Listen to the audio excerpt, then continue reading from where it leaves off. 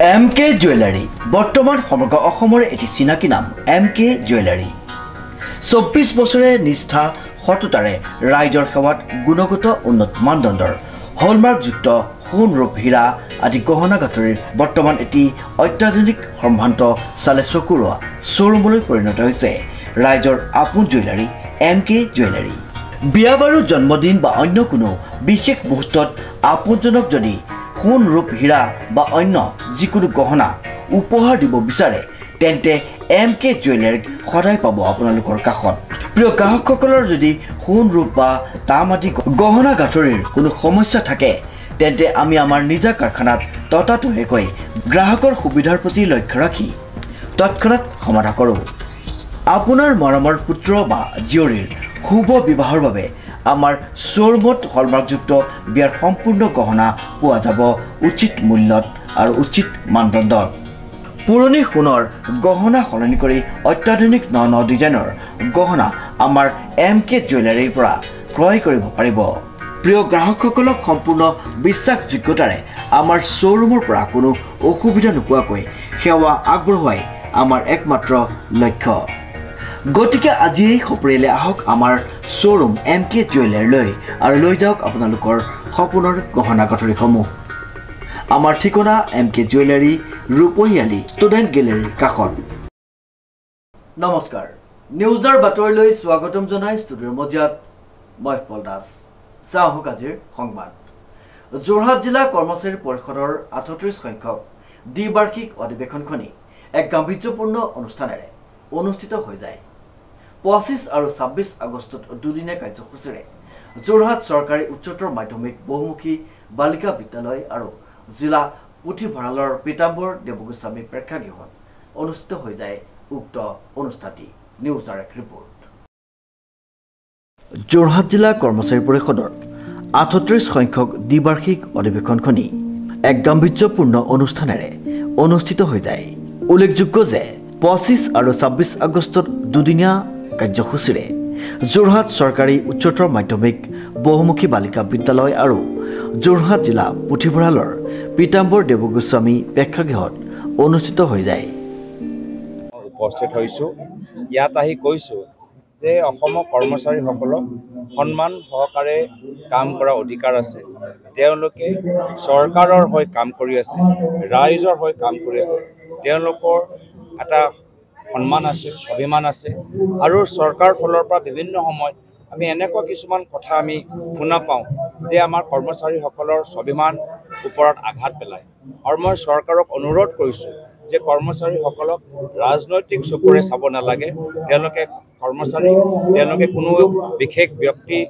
ব্যক্তিগত চাকৰ নহয়। তেখেতে ৰাইজৰ হৈ কাম কৰি আছে। সন্মান সহকাৰে তেখেতৰ লগত আলাপ আলোচনা কৰাটো উচিত। বিভিন্ন সময়ত তেওঁলোকৰ দাবী থাকে, শিক্ষকসকলৰ দাবী যে তেওঁলোকৰ ছুটি দিনবোৰ সংখ্যা বঢ়াব লাগে। তেওঁলোকৰ বিভিন্ন কৰ্মচাৰীসকলে ডিয়াৰনেছ এলাউৱেঞ্চ DA-বোৰ আৰু বৃদ্ধি হোৱাটো বিচাৰে। চাইল্ড কেয়াৰ, শিশু তেওঁলোকৰ জন্ম দিয়াৰ পিছতৰ চাইল্ড কেয়াৰ তেওঁলোকে এলাউৱেঞ্চ বিচাৰে। এই ধৰণৰ ক্ষেত্ৰত বহুতখিনি কাম কৰিবলগীয়া আছে। আৰু মই এইখিনিও কথা ক'লোঁ যে আজি আমাৰ বিৰোধী দলৰ হেঁচাৰ কাৰণে কংগ্ৰেছৰ আদৰ্শৰ বাবে আজি সমগ্ৰ ভাৰতৰ ভিতৰত কৰ্মচাৰীসকলৰ আজি মাত আমি শুনা পাইছোঁ, কণ্ঠ আমি শুনা পাইছোঁ। আজি কংগ্ৰেছ দলে যেতিয়াৰ পৰা অল্ড পেঞ্চন স্কিমৰ লৈ যেতিয়া আন্দোলন কৰিলে, যেতিয়া আমাৰ ৰাজস্থান আৰু হিমাচল প্ৰদেশৰ ভিতৰত আমাৰ কংগ্ৰেছৰ নেতৃত্বৰ চৰকাৰে অল্ড পেঞ্চন স্কিম ব্যৱহাৰ কৰিলে, তাৰ পিছতে বৰ্তমানৰ কেন্দ্ৰীয় চৰকাৰ নিজৰ নতুন পেঞ্চন স্কিম ঘূৰাই ল'লে আৰু অলপ শুদ্ধ কৰাকৈ এটা ইউনিফাইড পেঞ্চন স্কিম তেওঁলোকে মুকলি কৰিলে। যদি এই কংগ্ৰেছ দলে হেঁচা নিদিলেহেঁতেন, যদি কংগ্ৰেছ দলে কৰ্মচাৰীসকলৰ হৈ মাত নামাতিলেহেঁতেন, তেতিয়া কেতিয়াও এখন চৰকাৰ নতুন পেঞ্চন স্কিম ঘূৰাই নল'লেহেঁতেন। আজি সেইকাৰণে আমাৰ কংগ্ৰেছৰ এয়া হ'ল আমাৰ আদৰ্শ। আমি ৰাজনৈতিক চকুৰে নেদেখি আমাৰ কৰ্মচাৰীসকলে আজি স্বাভিমানে সহকাৰে সন্মান সহকাৰে কাম কৰা তেওঁলোকৰ অধিকাৰ আৰু এই অধিকাৰৰ সম্পৰ্কে সদায় আমি আলোচনাৰ যোগেদি আমি তেখেতৰ লগত আমি পৰিৱেশটো আৰু ভাল কৰিবলৈ চেষ্টা কৰিম। আৰু এই ক্ষেত্ৰত মোৰ পিতৃয়ে সদায় আমাৰ কৰ্মচাৰীসকলক যথেষ্ট সন্মান দিছে, সময় দিছে। লগতে এই যোৰহাটৰ ভিতৰতো কৰ্মচাৰী পৰিষদৰ কাৰ্যালয় তেওঁ যথেষ্ট আমাৰ প্ৰাক্তন মুখ্যমন্ত্ৰীৰ এটা ডাঙৰ অনুষ্ঠানৰ প্ৰথম দিনা কাৰ্যসূচী হিচাপে পুৱাৰ ভাগত পতাকা তোলন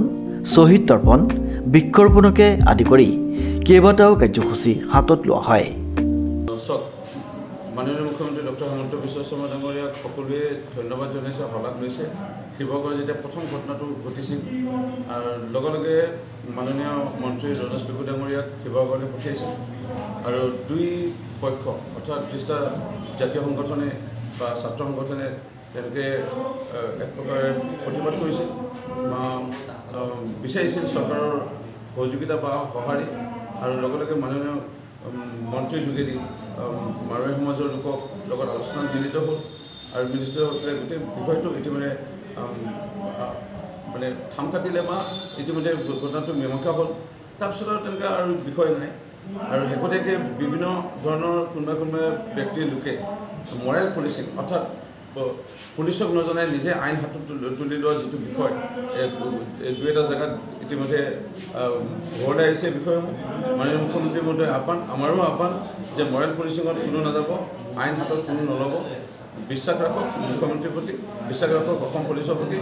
আপোনালোকে যেতিয়াই ক'ব লগে লগে তৎপৰতে অসম পুলিচে ব্যৱস্থা গ্ৰহণ কৰিব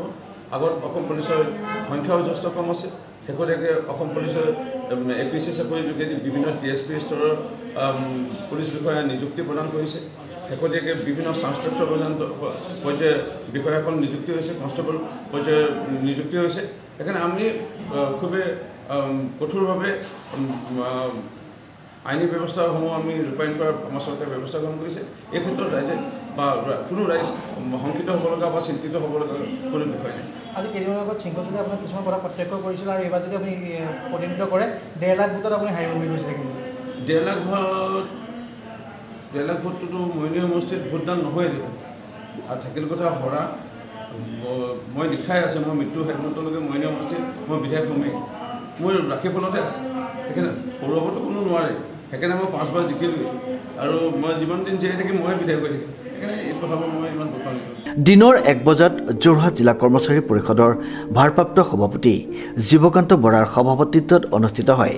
প্ৰতিনিধি সভাৰ প্ৰথম বৈঠক প্ৰতিনিধি সভা উদ্বোধন কৰে সদৌ অসম কৰ্মচাৰী পৰিষদৰ উপদেষ্টা নিৰপেন ভূঞাই অনুষ্ঠানত আদৰণি ভাষণ আগবঢ়াই যোৰহাট চৰকাৰী উচ্চতৰ মাধ্যমিক বহুমুখী বালিকা বিদ্যালয়ৰ অধ্যক্ষা শান্তনা গোস্বামীয়ে 38তম যোৰহাট জিলা কৰ্মচাৰী পৰিষদৰ দ্বিবাৰ্ষিক অধিৱেশন আজি অনুষ্ঠিত হৈছে পুৱাৰ ভাগত 38খন পতাকাৰে আজি এই অধিৱেশনৰ শুভাৰম্ভ হৈছে তাৰ পাছতে শ্বহীদ তৰ্পণ হৈছে আৰু এই বিদ্যালয়তে আমি তৃতীয় কাৰ্যসূচী হিচাপে বৃক্ষৰোপণ কৰিছোঁ প্ৰতিনিধি সভা শেষৰ পৰ্যায়লৈ গৈ আছে নতুন কমিটি গঠনৰ প্ৰক্ৰিয়া প্ৰায় গঠন হৈছে অৱশ্যে আমাক সম্পাদক হিচাপে সকলোৱে সৰ্বসন্মতভাৱে বাছনি কৰিছে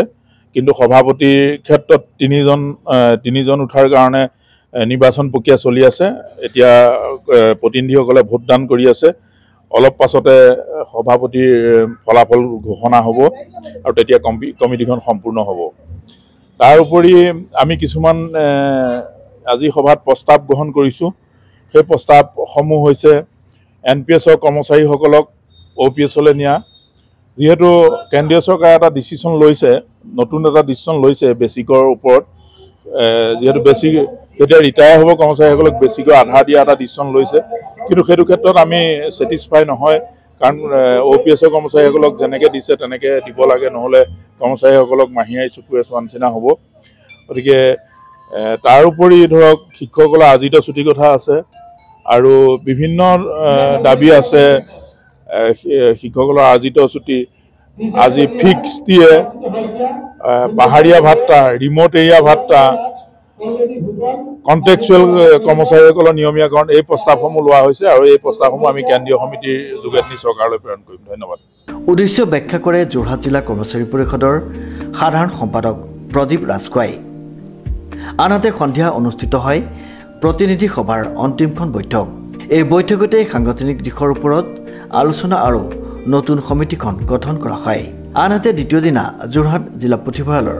পীতাম্বৰ দেৱগোস্বামী প্ৰেক্ষাগৃহত অনুষ্ঠিত হয় মুকলি সভাখনি শ্ৰীমন্ত মাধৱ বৰুৱাৰ ৰিপৰ্ট নিউজ নাও।